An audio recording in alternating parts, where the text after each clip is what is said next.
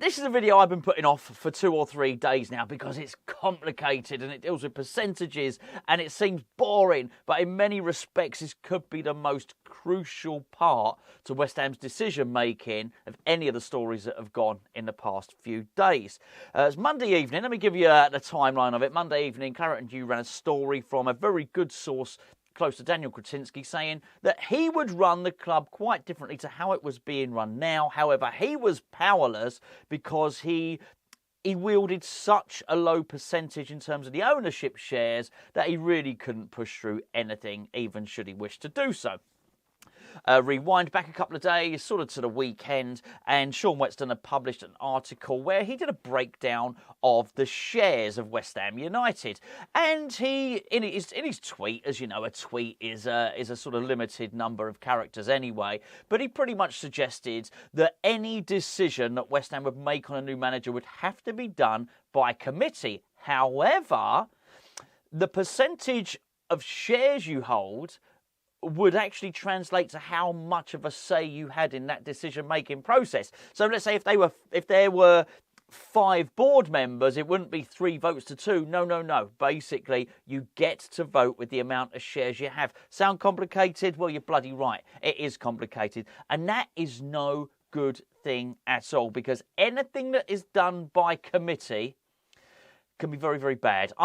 Maybe not politically, but in these sort of things, I'm a fan of the benevolent dictator. I really am. I've always said, look, if you want to order a pizza, you order it yourself, you don't have a problem. You want to get 6 of your mates round or have your family round to order a pizza, it's absolute mayhem. Nobody can decide we want the meat feast, the vegetarian, they don't like pineapple, who wants barbecue sauce, who doesn't want barbecue sauce. Before you even ordered the pizza, it's taken a good 20 minutes of negotiation. Honestly, this is not an easy thing to do, and that's just ordering a pizza. Running a football club cannot be easy at the best of times, but if everything has to be done by committee, this is a bad thing. Now, let's say that West Ham want to change the manager. We'll get onto the Kretinsky bit in just a bit. West Ham want to change David Moyes. First of all, it's going to sound an awful lot like Monty Python, this is. First of all, they're going to have a meeting and decide that they want to get rid of David Moyes. Once they decide to get rid of David Moyes, then what they're going to have to do is they're going to have to come to some sort of accord and some sort of agreement as to who the replacement is going to be. This is not going to be quick and it's not going to be easy. Now, I've actually asked Sean to just confirm to me via text. I'm going to read from my phone, if you'd excuse me, and just confirm what the shareholdings are. David Sullivan, 38.38%. Daniel Kretinsky, 27%, the Gold Trust 25.1%, Trip Smith 8%, Brown and Harris, as Terry Brown, I'm guessing not Rolf Harris, that's 1.1%. So here's the point. David Sullivan with 38.38% and David Gold's shares at 25.1%, basically, they can veto and they can vote down anything they want at just over a smidgen over 25.1%. Even with Trip Smith's there, it still doesn't take the combined shares of Trip Smith and Daniel Kretinsky don't even exceed what David Sullivan has. So basically, what David Sullivan wants, David Sullivan gets. All he has to do is basically get it rubber stamped by the Gold family shares. Now, it's certainly not my intention in this video to try and dig out, anybody in particular on this. I'm just telling you how hard it is going to be to get anything done. Now, what was interesting in the article, it seemed to suggest that maybe there was some form of regret, that just maybe that Daniel Kretinsky would be doing things rather differently if he was in charge. Do you know what? I'm not so sure. I think it gave the impression that he was keen to get involved. I don't think he's keen to get involved. I really don't. West Ham are such a small part of his multi-billion-pound business empire. He's 25.1%. It's tiny, realistically, compared to all these multinational companies that he owns large shares in. It's really nothing. It's a drop in the ocean. It really is. Also, you've got to look, he already part owns, or certainly did, have, 40% of Sparta Prague? I think that was pretty close to it anyway. He didn't overly get involved in that. And to be fair, they didn't even have an incredible transfer budget there or anything. So I think the inclination is to think, well, if Kretinsky was running things would be running better and running differently. Yeah, maybe they'd be running differently, but I'm not quite so sure that they'd be any better or would be overly involved. I've never felt, not at any point since Kretinsky came in, that he was the knight in shining armour, that he was going to come in and he was going to, save the club. No, this is an investment for Kretinsky. I really do think so.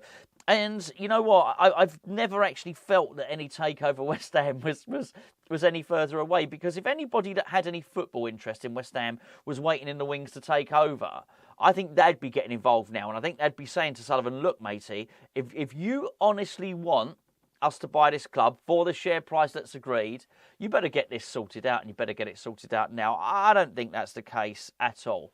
There is some hope, because somebody at the club has selected Tim Stuyton. I've said this on a couple of occasions. You won't convince me that it's David Sullivan. So there's somebody knowledgeable, either at the club or has the ear of somebody at the club. But we find ourselves in a bit of a situation now, because, as I mentioned yesterday, it's sort of either or with Tim Stuyton and David Moyes. Irrespective of them being pictured together, in the last sort of week or two, it's a fraught relationship. There's no smoke without fire. When you start getting tip-offs and you start getting stories from different camps and from both sides, when you start hearing from Stuyton's side, you start hearing from Moyes' side, and you start hearing from sort of the ownership. It's not to say the ownership, it's only really Sullivan's side. That Stuyton might be, looking to plot his career elsewhere. You know that there's an issue. It's not just one leak coming from somebody with an agenda. They're all different agendas, but they're all saying the same thing. This is really easily rectified, by the way, with Tim Stuyton. It's just saying, right, okay, Tim, we're gonna do it. We put our faith in you. We're going to go fully with the director of football model. You choose the next manager. You run football operations. It's as simple as that. If they want to keep Stuyton, they can do it now. Honestly, they can do it now. I do think there's some sort of comfort blanket to be had from the appointment of his brother. The appointment. I've done. To be fair, I mean, this drives me around a twist. All this sort of nepotism. It really does. We had it with Pellegrini's son was working for us. Husilos appointed his son. David Moyes' brother is involved in some of our transfers. Gets used as an agent, as I understand it. I might be wrong, but I think I'm not. And then you got this.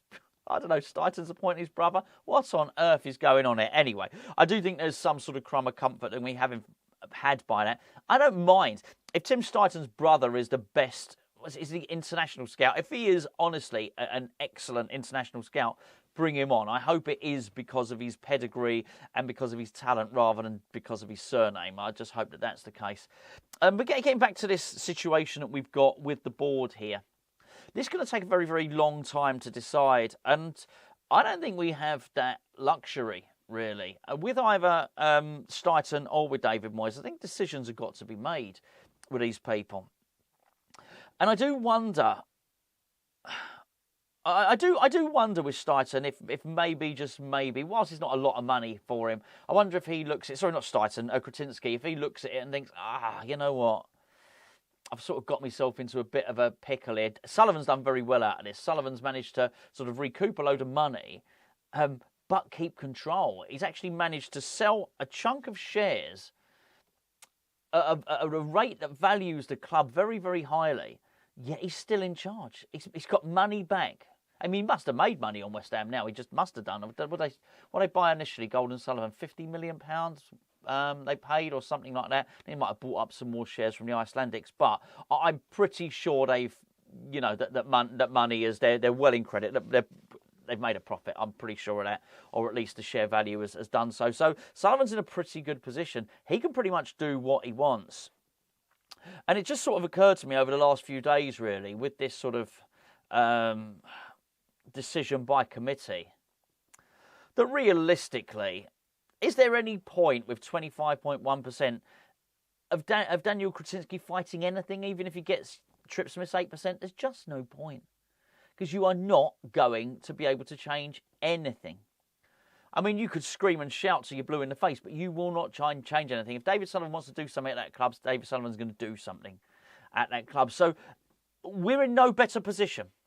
Since Kretinsky's come in, I've not seen any big influx of money like we've suddenly been able to spend like some of Kretinsky's billions. I mean, perhaps financial fair play wouldn't allow us to do so anyway.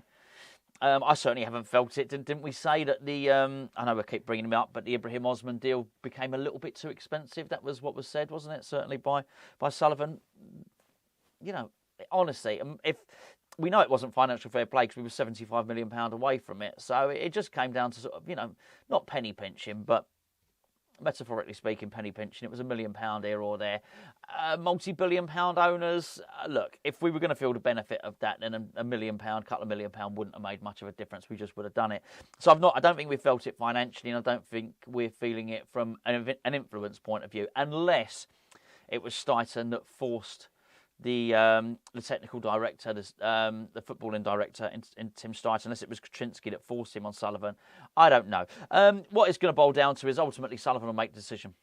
And I think he'll probably do so slowly, unless he's forced into making it. What would force him into making it? A loss against Brentford, draw against Everton, loss against Burnley. That'd be that. I'm pretty sure he'd have to get rid of Moyes, then he possibly would. Certainly feel like it's getting ramped up in the mainstream media. Whilst I say they're digging out West Ham fans quite a lot, it is under discussion anyway.